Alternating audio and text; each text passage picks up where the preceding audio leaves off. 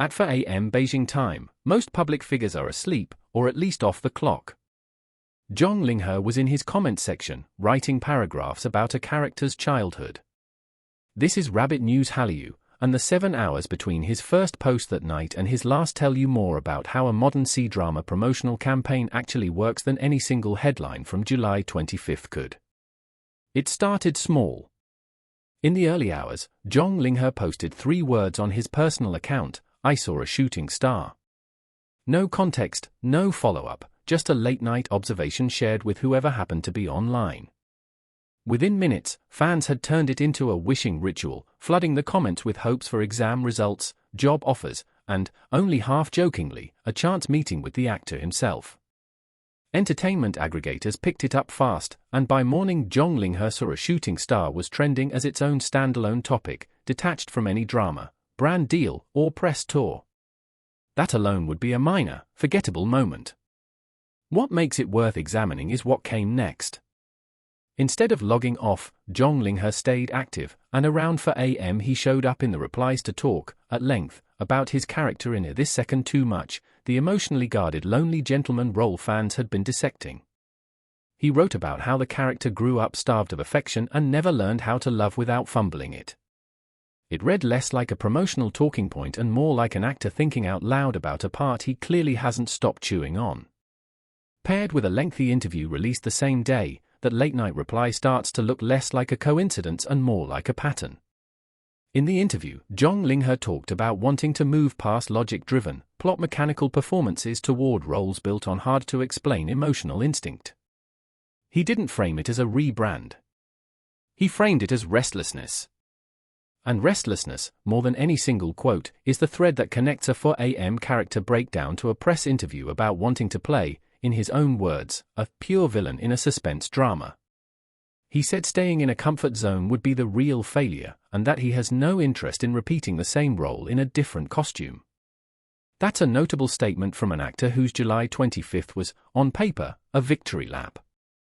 Dragon TV ran 2 of his dramas back-to-back that day, one in the afternoon slot and one in primetime, prompting fans to jokingly call it his screen takeover day.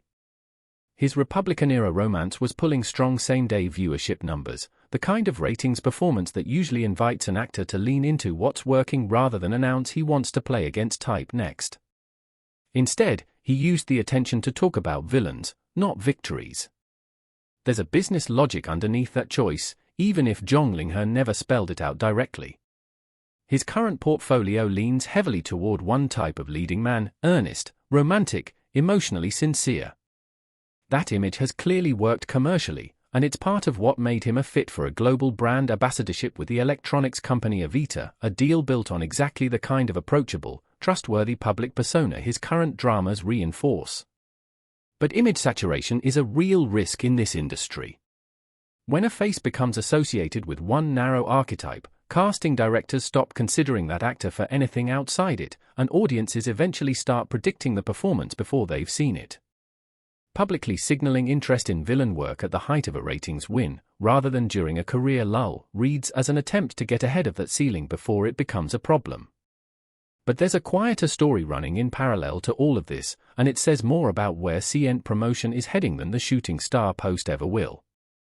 On July 24, veteran actress and singer Na Ying dropped into the comment section of This Second Too Much, jokingly appointing herself the show's self-declared love guardian and trading banter with Zhang Linghe and his co-star Wang Churan in real time. When Na Ying needled him with a self-deprecating question, Zhang Linghe answered in character-breaking humility, replying with something close to "ha ha, I wouldn't dare," a tone that landed as noticeably softer than his on-screen persona as the hot-tempered young General Murong Qingyi. The contrast between the domineering character and the deferential actor behind him is exactly the kind of gap that makes clips travel. What happened after is the part worth paying attention to. Zhang Linghe followed Na Ying on Weibo, turning an organic comment section exchange into something closer to an on-record acknowledgement. It's a small, procedural action, a follow button, nothing more, but it functions as confirmation that the interaction wasn't a one-off. Fans who'd been asking whether the two would ever address the viral exchange directly got their answer, and they got it without either side issuing a statement. That distinction matters more than it looks like it should. Na Ying isn't a guest cameo in this story. She performed the drama's ending theme, a song called Entanglement, and Zhang Linghe had already posted that he planned to listen to it 719 times, a number fans quickly decoded as fan language shorthand for devotion. So her comment section appearance wasn't a random veteran actress dropping by. It was the vocalist behind the show's emotional closing note, stepping into the promotional conversation in a way no press release could have staged as convincingly. Put those pieces together and a promotional format starts to take shape, young cast members improvising in live comment threads, a veteran actor-singer responding to the memes instead of ignoring them, and the leads answering in real time rather than through a publicist. That's a meaningful departure from the traditional actor-audience wall, where interaction is filtered through scheduled fan meetings and pre-approved statements. Several outlets covering this second too much have described the show's promotion as functioning less like a straightforward drama rollout and more like an ongoing, semi-scripted variety segment that happens to be attached to a period romance, and the numbers suggest that hybrid approach is working, not just as a novelty but as a genuine driver of engagement. It's a format that also happens to travel well internationally, which is worth flagging for anyone watching CN's export strategy. A scheduled press conference doesn't clip well and rarely crosses language barriers on its own. A cast member breaking character to answer a joke in real time does, because the emotional read doesn't need translation the way a formal quote does.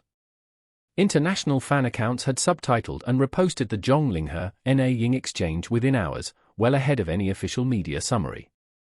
That's the kind of organic cross-border reach that traditional junket promotion struggles to replicate, and it may explain why productions increasingly seem to be building space for these unscripted moments rather than tightening control around them. None of this confirms a friendship, a rivalry, or anything beyond what's visible on the timeline. It's worth being precise about that, because it would be easy to read romantic subtext into a Weibo follow or turn a single joking exchange into a bigger narrative than the evidence supports. The available record shows two professionals engaging publicly around a shared project, and industry observers are more likely to read the follow as a marketing-savvy acknowledgement of a viral moment than as anything personal. What the day does support is a picture of an actor managing two competing instincts at once. On one hand, Zhang Linghe is riding a genuine commercial peak, two dramas simultaneously on air, a brand ambassador role with Avita, and a fan base engaged enough to treat a shooting star post as an event. On the other, he's using nearly every unscripted opportunity, from a 4 a.m. comment to a formal interview, to signal that he doesn't want to be defined by the role currently working for him. That's not a contradiction so much as a common pattern among actors trying to convert a breakout moment into a sustainable career, cash in the visibility now, but use the same visibility to plant the seed for a very different role next. Whether that villain role materializes is an open question. Suspense dramas casting against an actor's established image are a gamble for a studio, especially when the actor in question is mid-peak in a genre that's working. But the fact that he's making the case publicly, on a day when the industry's attention was already on him, suggests it's a deliberate move rather than an offhand comment. Actors rarely bring up career pivots during their biggest ratings win by accident. For a channel like this one, the value isn't in the shooting star or the Weibo follow individually, it's in reading them together as evidence of how an actor's real-time online behavior increasingly functions as its own promotional channel, running parallel to, and sometimes ahead of, the official press cycle. If you're the kind of viewer who wants entertainment coverage that connects the dots instead of just reporting the headline, that's exactly what Rabbit News Hallyu is built for. Subscribe if you want the analysis, not just the news.